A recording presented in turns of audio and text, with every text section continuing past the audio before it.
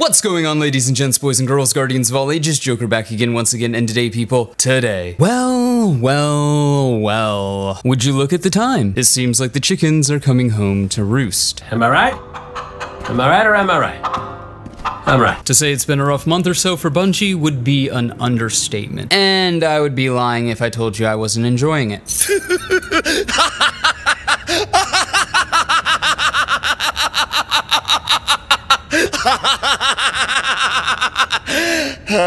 Remember what I said was the best way to enjoy Destiny? And then you have people like me who have reached true enlightenment, the nirvana, the Shangri-La of Destiny. One might even say paradise found in the flames of a raging dumpster fire, where you ask yourself out of morbid curiosity questions like, can this get any worse? What's going to happen next? Will there be a redemption arc? Being a true Destiny fan isn't relentlessly defending it from the quote-unquote haters. It's realizing that Destiny is trash, and so are you. And when it comes to Destiny, it's the ups, it's the downs, it's the follies, it's the sheer brain-dead decisions that are often just accepted. It's like the primal enjoyment of watching a dumpster fire or domestic girlfriend. 私たちと夏男も家族なんだよ。そういう関係になっていいと思ってるの？ I've been waiting for this. おい。 Roll, roll, the ultimate technique. It's just so beautiful. And once you've come to terms with the fact that Destiny development and the Destiny community runs on trashy slice of life logic, it all makes sense. Once you've accepted this truth, you can finally, truly learn to find peace and appreciate Destiny for the dumpster fire that it is. Because it is so clear, it takes a long time to realize it. If you immediately know the candlelight is fire, the meal was cooked a long time ago. Either that or Destiny is a government psyop. FBI, open up!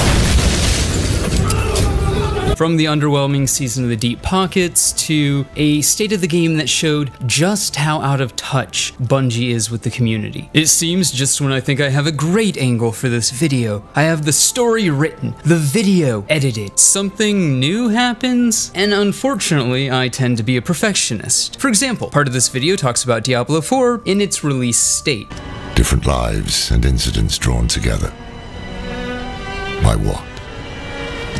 Destiny.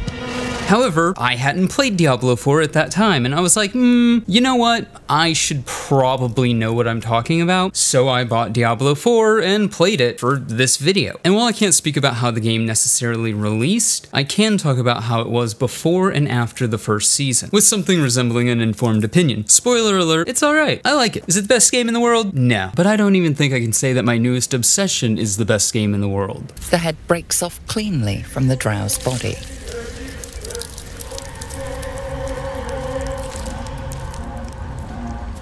Is it one of, if not the best, live service releases we've ever seen? Yeah, probably. These delays, of course, have delayed this video and has gotten me some, let's say, annoyed emails from my sponsors. So, in order to properly cover these ever-shifting events and give the careful, considered opinion you've all come to expect from me, while also appeasing those sponsors and YouTube's algorithm and its hate for long videos, I've decided to break this up into a few parts. The Fall from Grace, the state of the game, Joe Blackburn's reply, and the Destiny 2 showcase. But before we get into it, a word from those aforementioned sponsors who are the reason I can make these longer form videos. Okay, pop quiz time. What is this ad read going to be about? A VPN? No. A new set of gaming headphones? Nope, absolutely positively wrong again. You've heard the name, you've seen it sponsored all over YouTube. That's right, ladies and gents, boys and girls, guardians of all ages, this video is sponsored by Raid Shadow Legends, who I believe is probably sponsoring like half the content on YouTube at this point. Now, for those of you who haven't played Raid Shadow Legends, do you know what you're missing out on? I'm talking hundreds of champions to collect, a super in-depth RPG battle system, amazing graphics, intense PvE boss fights. Sounds pretty good, right? Come on, let me tell you more. Hydra is one of the toughest bosses in Raid, with multiple heads, each head having a different battle all its own. Sounds crazy, right? Well, here's just 3 of the heads you're up against. The Head of Suffering is all about making you suffer, among a ton of other things, it's got a special new effect called Pain Link, which allows the head to share some of the damage that it takes with you. If you hurt this thing too much, you're going to suffer as well. You'll need to bring some champions that can take care of that Pain Link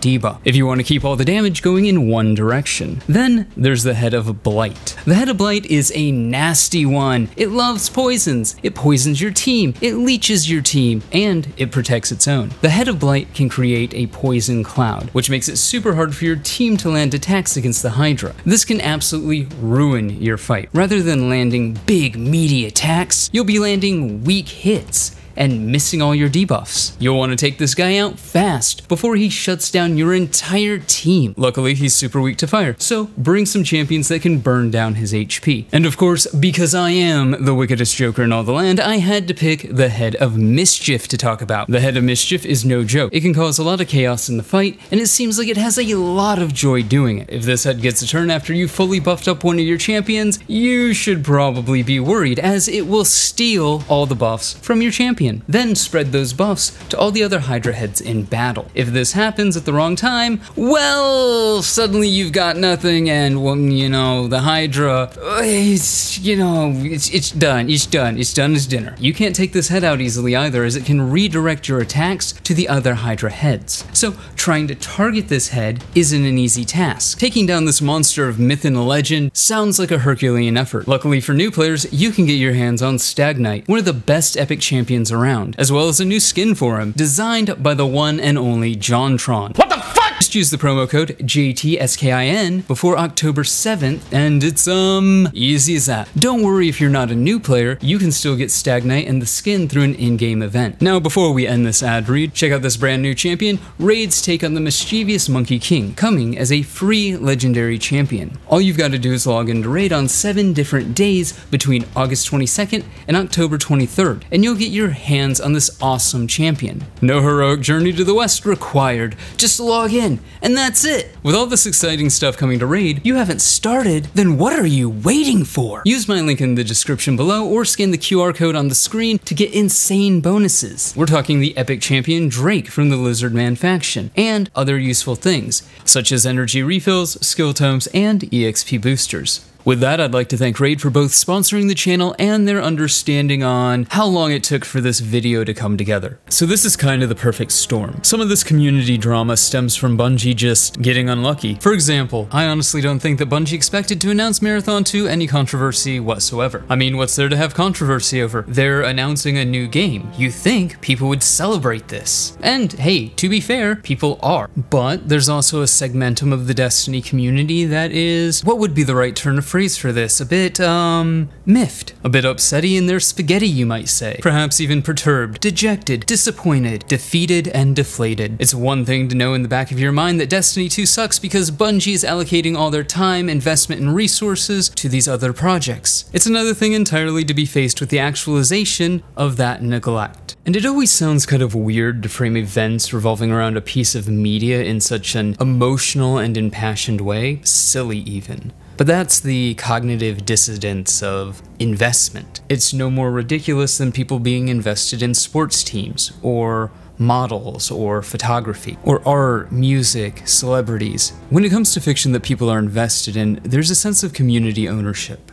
This is not to be confused with the often maligned entitlement. This community, the Destiny community, have for the better part of a decade funded Bungie's ability to keep doing what they do, keep telling stories, keep making games. Without this community, there would be no Destiny. There would be no Bungie. Look at all the live service games that have come along and failed. It may sound harsh, it may sound entitled, but Bungie owes the community a far better Destiny than what they've gotten. But we don't live in a perfect world, and at the end of the day, Bungie is just another multi-billion-dollar corporation where creativity goes to die. Now, of course, Bungie isn't stupid, and they know they can't make everybody happy, and they're not even going to try because that path only leads to self-destruction. That's as true for a multi-billion-dollar corporation as it is for an individual. They can't be everything for everyone at all times. So I think Bungie's PR team was legitimately surprised when, well, it seemed like the entire community had turned against them. But it's these shady, scummy, underhanded tactics that Bungie keeps using that pisses me off. They made a calculated bet and they lost. Well, lost is kind of a strong misleading word. They lost in that kind of proverbial internet outrage for a month sort of way. It's not like anyone died, nobody stole breast milk from a refrigerator, you know, all that stuff that Bobby Kotick and Blizzard seemed to survive. People are just upset with the state of the game, and the game can always come back from that. Will it? Well, we have the better part of a decade saying probably not. I mean, it can happen, don't get me wrong, we've seen it before. Taken King, Rise of Iron, Forsaken, Witch Queen, all of those DLCs were great. They really lived up to the potential that is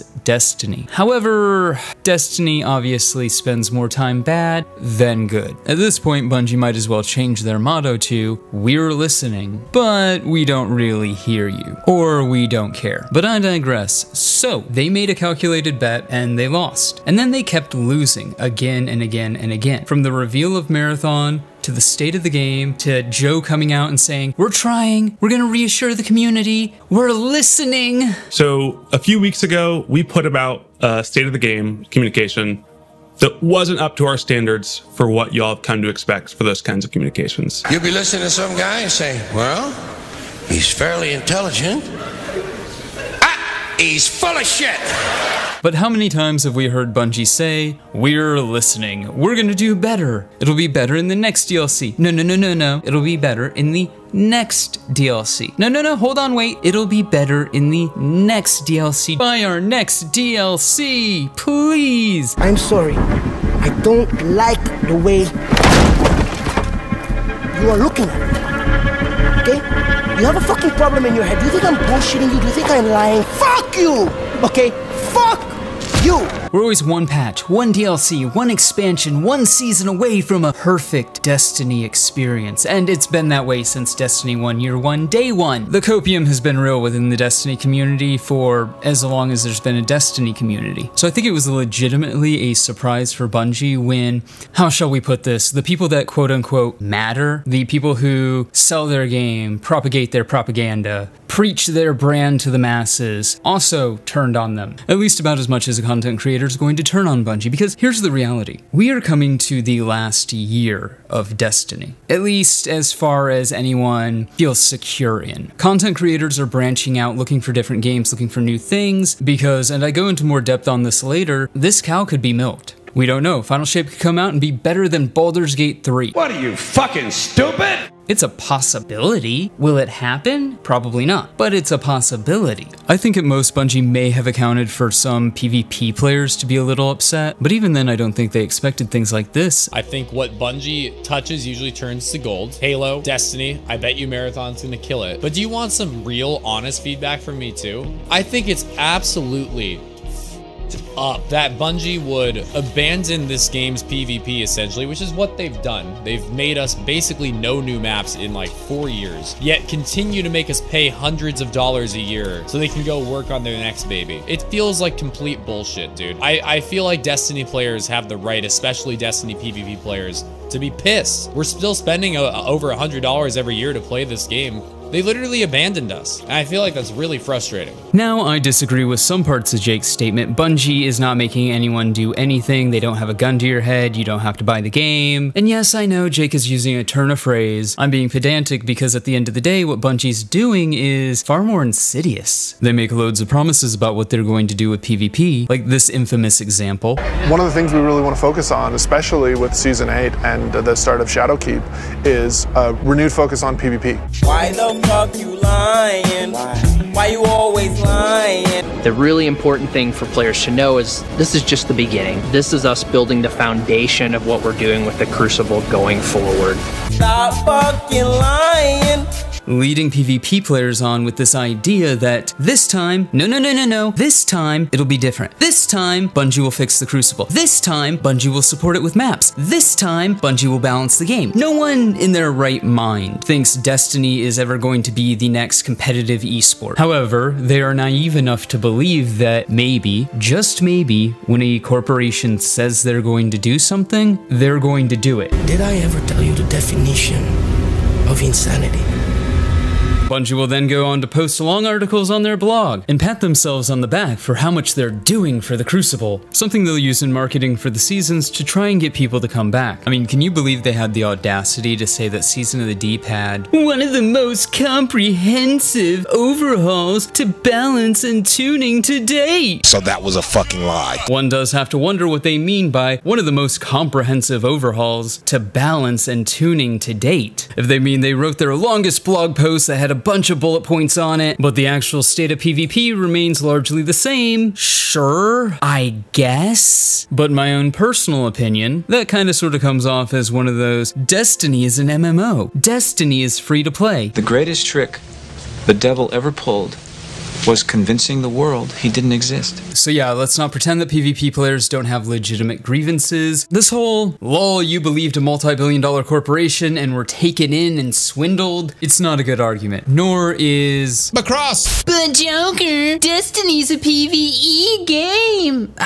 It has PvP. If it has a mode, PvP, Gambit, raids, dungeons, strikes, all of these things should be supported. I'm gonna be honest, I will never understand this self-defeating argument that the Destiny community is consistently getting into with itself over what parts of Destiny deserve to be supported and what parts should be cut off or left behind. It isn't one or the other. Bungie isn't some poor little indie developer that needs to pick and choose what content it develops and supports because, well, gosh darn, it's just really expensive. Making video games. Destiny is, and I can't stress this enough, more expensive now than it has ever been.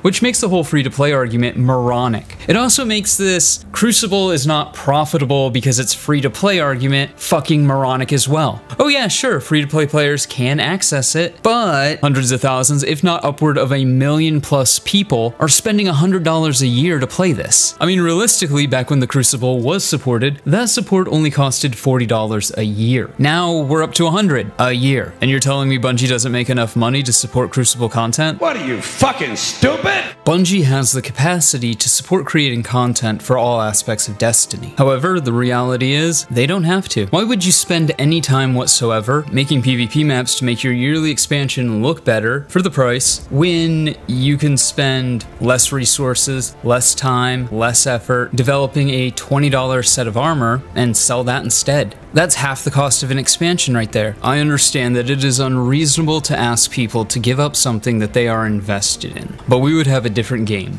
if people didn't log into Destiny every week, every patch, every DLC, every made-up cash shop event, and run to the cash shop like salivating dogs who just saw a piece of bacon hit the floor. Actually, you know what? Scratch that. I apologize to the dogs. They can be trained not to do that. When it comes to impulse control, the Destiny community simply has none. And it's really sad because we would have a much better game if they did. Bungie wouldn't be able to depend on people buying cash shop cosmetics, so they would actually have to make the core DLCs worthwhile. Point is, it is rather self-defeating when the community as a whole not just fight amongst each other over whether or not parts of the game deserve to be in the game or not, but then use this thinly veiled distaste for aspects of the game that they just don't like as a defense for Bungie. Because at that point, you're just cutting off your nose to spite your face. You're justifying an overall worse game. You're justifying a multi-billion-dollar corporation lying and taking advantage of its player base. Simply because, what, you might not like something? Or defend the multi-billion-dollar corporation not doing their job? Because at the end of the day, when they say things like this... Renewed focus on PvP. This is just the beginning. This is us building the foundation of what we're doing with the Crucible going forward. What does matter is holding Bungie accountable to what they've said. It doesn't matter if you like PvP, it doesn't matter if you think Destiny is a PvP game. But I digress. So Bungie shows off Marathon, and some PvP players get upset, and rightfully so. And so do the Gambit players who haven't seen any content in years. In fact, they've lost more content than they've ever gotten. Gambit as a game type has been a victim of the seasonal content model. Why would you design for the playlist that is evergreen when you can put the same time and effort into something that'll be gone in a year? Something that, if it sucks, no problem, it's gone. Something that you don't have to worry about PvP balance, or player movement, or any of that nonsense that comes around around with designing play spaces for players to fight players. So these two communities getting up in arms on some level was probably always going to be inevitable. After all, Bungie keeps making promises to these communities and hasn't delivered in any significant way. But they're still more than happy to take these communities' money while stringing them along. And then Bungie unveils Marathon, and it's this PvE, PvP, extraction, looter, shooter with all the bells and whistles the PvP community has always wanted. Dedicated servers, dedicated anti-cheat, a dedicated security team. PvP and Gambit players are upset because they've been supporting the development of these other games with their money when what they wanted to do was support the development of Destiny content that they enjoy. PvP players that like Destiny PvP aren't necessarily going to like Marathon's PvP. There's a huge difference between an open world extraction looter shooter and an ability-based arena shooter. Saying you'll like Marathon because you like PvP is like saying you'll like Fortnite because you like Halo. That's not how it works. That's not how any of this works. And you know what? Maybe, just maybe, the community would have been able to live in complacency. After all, who cares about PvP and Gambit players? Certainly not Bungie. But, you know, in the Marathon Vidoc, there was that one part about loot and customization. A runner is a cybernetic mercenary. They're this combination of fashion and sci-fi and cyberpunk. They're just so cool. You're going to be able to both visually represent yourself in really interesting ways, but then also there's going to be gameplay modifications, which is going to be awesome. And it means that you and the other two people on your crew can pick your different play styles. I think the runners are going to be a really great way for players to shape their gameplay. Man, I wish there was already a game out there that had 3-man squads where you run around trying to collect loot together because it's supposed to shape and customize your character so you can shape and customize the way that you play. And, you know, maybe build your legend within that universe. And I have become legend. Oh wait, there is. So now we have the trifecta. We have a game where half the game modes have been abandoned, where on the PvE side, content is reskinned, recycled, regurgitated over and over ad nauseum. All while we do what? Pay $100 a year to play 32 flavors of Horde mode? Now, I don't think for a moment that Bungie has intentionally abandoned Destiny to go work on Marathon or Matter or whatever else. I have an entire video detailing what I actually think is happening. TLDR, Bungie has a long history of being Bungie. Project mismanagement, not having a clear defined goal, relying on that old Bungie, BioWare, Square Enix, companies that were around 30 years ago seem to all do this, and we'll just wing it at the end and it'll all come together and be magical because we're awesome. I think that there's a lot of ingrained bad practices amongst management that if you look at the history of the company, you can trace all the way back to Halo 1. And we do that in my last video, so check that out if you're interested. The problem with being so behind the curve and cavalier when you make a project like Destiny is it really doesn't take much to derail that train. That's why I think a game like Marathon is so appealing to Bungie, because at the end of the day, it's Destiny without all the baggage. You don't have to tell stories. Sure, you might have some lore here or there. You might even have some NPCs to speak to. There might be a little bit of a living world here, but they've already said it themselves. The narrative of Marathon will be player driven. The story of Marathon is what you and your buddies do when you get online and play. However, optics-wise, when you're raising prices, when you're nickel and diming players for every piece of content. It does not look good when your main yearly expansion comes out. The price has been increased, people play it, it's weighed, it's measured, and it's found wanting. It doesn't look good when your seasonal content is little more than copy-paste Horde mode after copy-paste Horde mode with reskinned loot. It doesn't look good when the story that you're telling half a year after the expansion released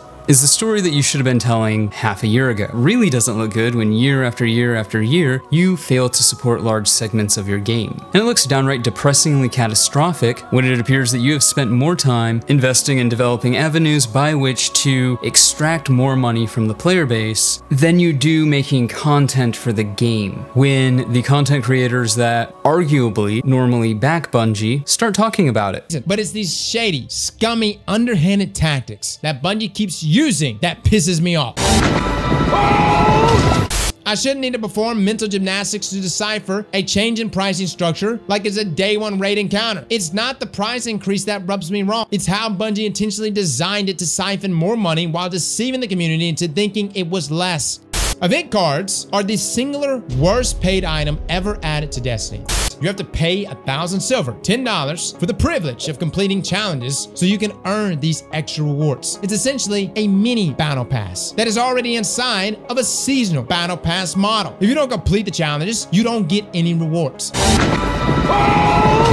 And even worse, players often don't know that it only gives you 4 cosmetics. Do I have anything against paid cosmetics existing in Destiny? No. However, I don't know if you've been paying attention, but the cost for everything in Eververse store is insane. There's no universe where you can convince me that 3 armor sets cost $60 total, 1 for each class, by the way, and somehow that is worth the same price as a AAA game. Now, will people buy them? Obviously, yes. Will Bungie make lots of money? Yeah. Are we getting ripped off? You damn right. Imagine our dismay when Bungie announced that the new Deepside Harmonizer material that is used to apply Deepside is only available on the Season Pass. 3 from the free track and 3 from the pay track. 6 total per season. The terrible truth is, this success gives even more credence to these business practices. It affirms greedy behavior, and it gives Bungie a giant green light to invent new ways to take our money and devalue the player. Say it. Fuck you. After you say it. You're really going to force me on this? I'm at half-mast. I need to hear this. Fine. You were right. Jump up your own ass and die! Houston, we have no problems. And you know what? Bungie probably would have even been able to get away with that. For many players, Destiny is a very comfortable game. It's where they log in and relax. It's where their friends may be at. Sometimes you wanna go where everybody knows your name.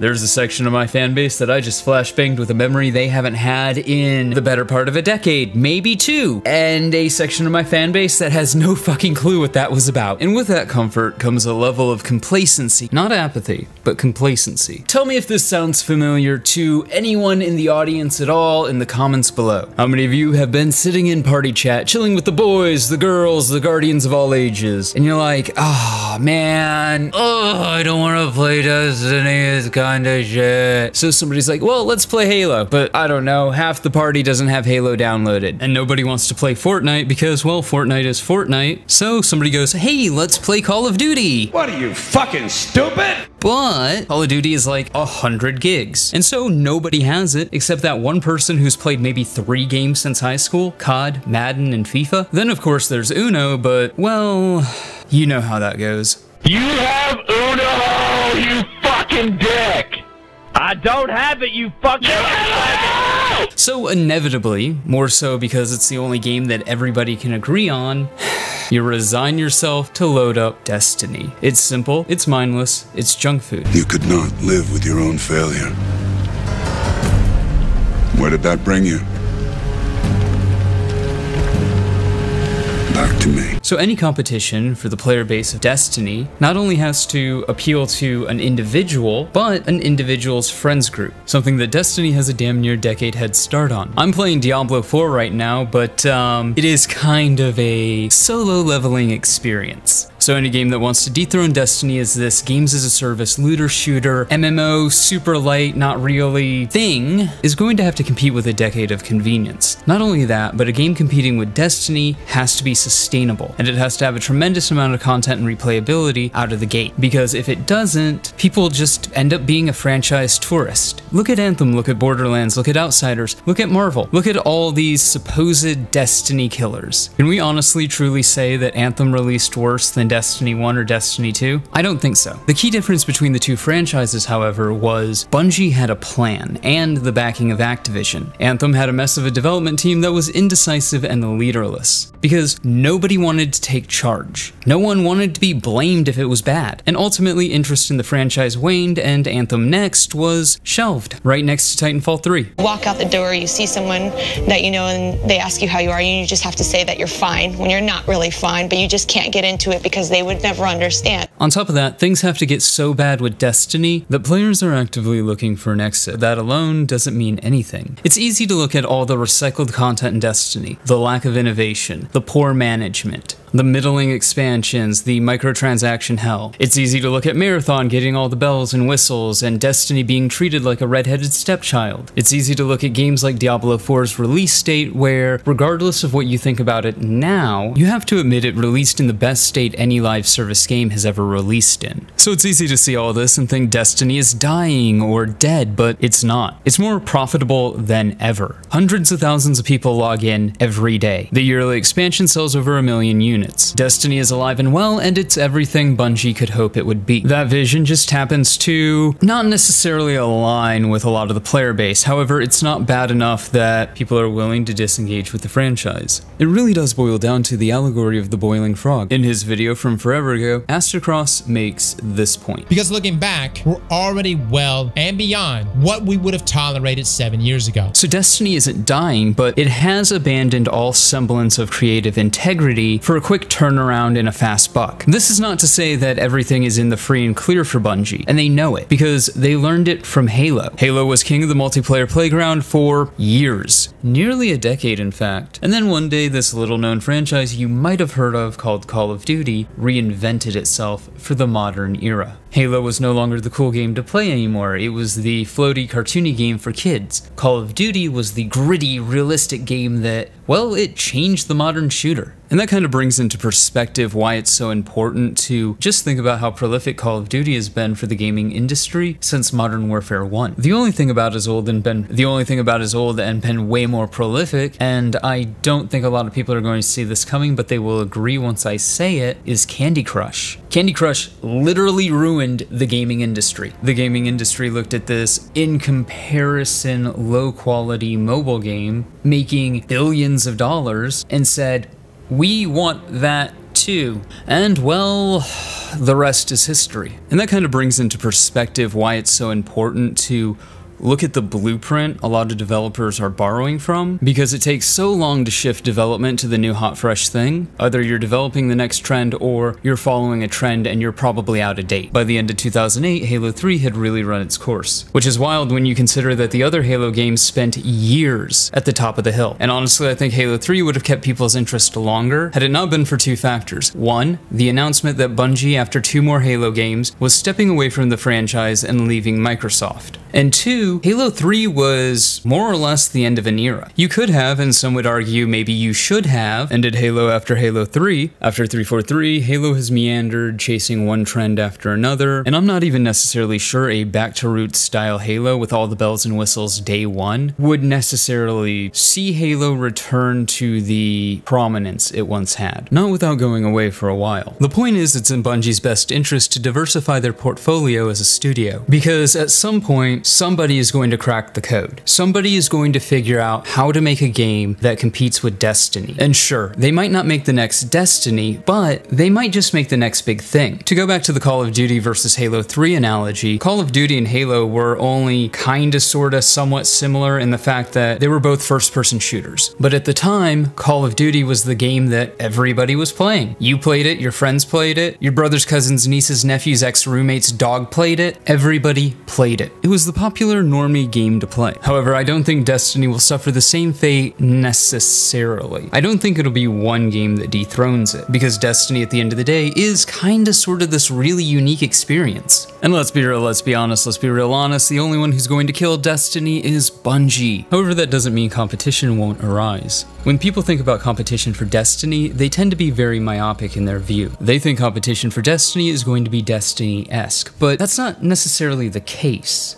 The only thing that it has to have in common with Destiny is time investment, which is why I think Bungie has tried to remove as many of the time requirement investments as possible. I believe I go into this more in depth later, but Destiny is a damn near 10-year-old game. Eventually, people will just move on. Maybe they got sick of it, maybe their life changed. The people who grew up with Destiny 1 and Destiny 2, If you were 10, 13, 14, 15 when Destiny came out, you're an adult now. And I'm guessing for just about everyone, your priorities have changed since you were 10 or 15. You have school, work, family, obligations that eat more and more of your time. In a lot of ways, changing to this hour to 2 hour a week mobile game model has allowed Destiny to grow with its player base. But I don't think that's the main reason Bungie has changed the model. Destiny's an old game. If Destiny ever does get competition, then it's going to be easier for players to keep playing Destiny if it only requires an hour or two of their time a week. And we know that this is something that Bungie can account for because they're helping Sony develop the competition for Destiny. Hell, not only are they helping Sony develop the competition for Destiny, they're developing the competition for Destiny. Because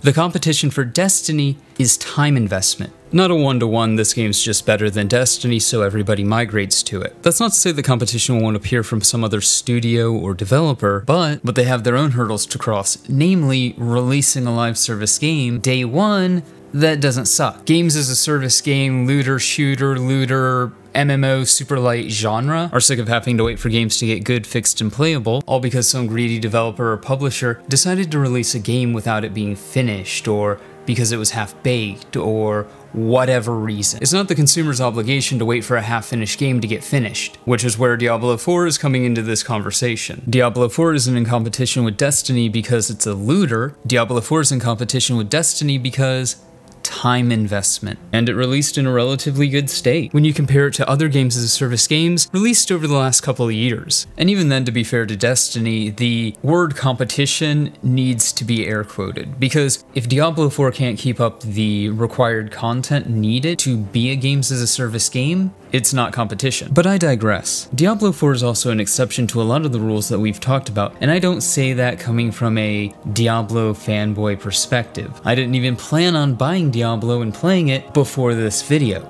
I would be doing a disservice to this video if I just listened to everybody's opinion on the internet, which seems to sway between Diablo is the best thing in the world or Diablo is an utter piece of shit. For whatever my opinion on the matter's worth, I don't think it's the best thing in the world, I don't think it's the worst thing in the world, I think it's a very safe game that tries to find a balance between core and casual. It's a very simple game. For better or for worse, there's a right way to build your classes and a wrong way to build your classes. However, that only really matters if you're going into the late game. And from what I understand, the end game basically revolves around optimizing the fun out of the game. But I digress. You're not here to hear my opinions on Diablo 4. Unless you are, let me know in the comments below. But where was I? Oh yes, why Diablo 4 is an exception to a lot of the standard games as a service games rules. Primarily, Diablo is an embedded franchise. It's been around since the late 1990s, so not only do you have this player base that just eats up everything that Blizzard puts out, not only do you have this player base that likes looters or likes live service games, but you also have people who've been playing Diablo or have had Diablo in their life, probably all their life. At the same time, Diablo's done a great job of not oversaturating itself within the market. It's not like a lot of other franchises that people have grown up with, where franchise fatigue is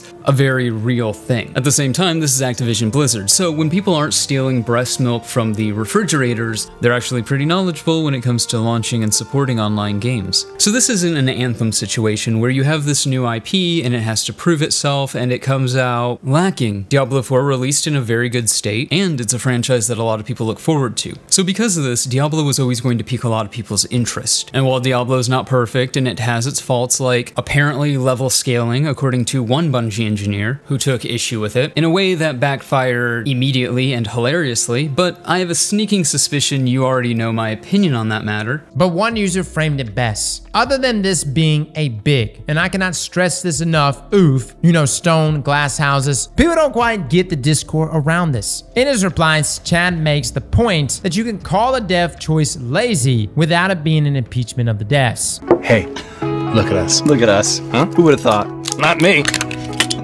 With all of that said, we've had established looter franchises come in and quote-unquote compete with Destiny, even if it was just tangentially in the past. Oh, they were all touted as the next Destiny killer, but they didn't. Destiny is alive and well and thriving and making more money than ever. Why? Well, because the only thing that can kill Destiny is Bungie. Well, that and none of these games were actually competing with Destiny. Look at Borderlands 3, touted as a Destiny killer. Why? Because on the surface level, they look the same. It's a first-person shooter where you go collect loot and you have abilities based on what class you play. Very much the same, except Borderlands has bigger world worlds and way more crazy loot and stuff like that. And I don't think anybody would argue with you if you said that Borderlands is more replayable and better designed, except you'd be missing the forest for the trees. Because ultimately, at the end of the day, what happened? People are waiting for Borderlands 4 while Destiny keeps on keeping on. Borderlands and Destiny were never competing in spite of what content creators all over the internet at the time wanted you to believe. And it boils down to the content model. Destiny, more so right now, has large dry spells, has always had large dry spells. But under the current seasonal content model, it's only a month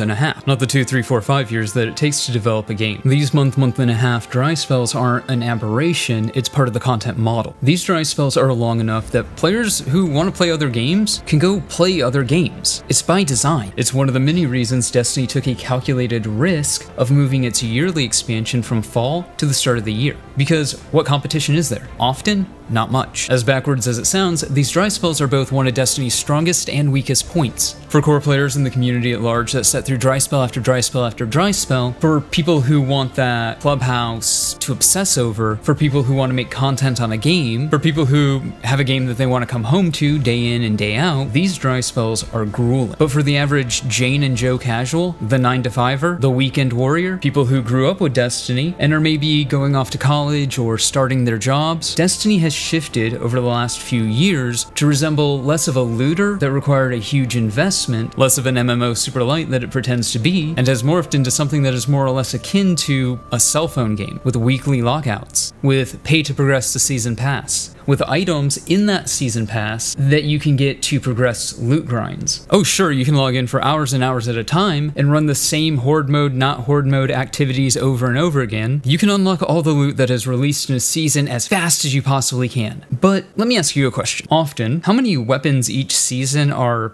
even worth it? The weapons that are desirable each season are few and far between. So in the case of desirable seasonal weapons, it's not really all that hard to log in for an hour, maybe 2, a week, play your story mission, get your red border, and then you're done for that week. Oh yeah, sure, it takes a couple of weeks to unlock your crafted weapon, but you're only playing a couple of hours a week anyways. You don't care. The only people who do care are the people who are grinding all day, every day. And Destiny is clearly not designed to do that anymore because it doesn't reward it at all. And I mean from a long view perspective. The best weapons a season are going to be the best weapons a season. So if Jane and Joe casual log in, do their hour, maybe 2, get their red border weapons, and then by the end of the season, they're more or less in the exact same place as the person who grinded out all these weapons. Yeah, sure, there's grinding for the sake of grinding, but at that point, what's the point? And so it's an interesting strategy, but I also think a necessary one. If you can't woo people with new and interesting and exciting content all the time, keep people with complacency. It's the McDonald's model. McDonald's is largely going to taste the same no matter where in the world you are, with the exception of regional variants on items. Because, well, it is the exact same all over the world. It is the good old dependable constant of junk food. When you go there, you know exactly what you're going to get is going to be the same thing in any location. And you don't really think about it. That's Destiny. You buy a Destiny DLC, and you know it's probably going to be the exact same thing you've more or less been playing for the better part of Destiny 2's lifespan, because Bungie has trained their player base, has set expectations, and will not deviate from those expectations unless they've been forced to. It's an interesting strategy because you do risk losing that core. At the same time, Bungie has to think to the future. And the reality is, by the end of Lightfall, the Destiny community would have spent 10 years waiting for a game to get good. Did I ever tell you the definition of insanity? So is it all doom and gloom? Is Destiny dying the death of 1,000 cuts? Well, yes but no. Destiny's death of 1,000 cuts is a personal line in the sand for each and every player. When is too much too much? What is your getting off point? But yeah, there's really nothing more to say about this, so those are just my thoughts. Let me know yours in the comments below. Remember to like, but only if you did. Subscribe for more. Feel free to donate to my Patreon if you're feeling particularly generous. And above all else, stay frosty.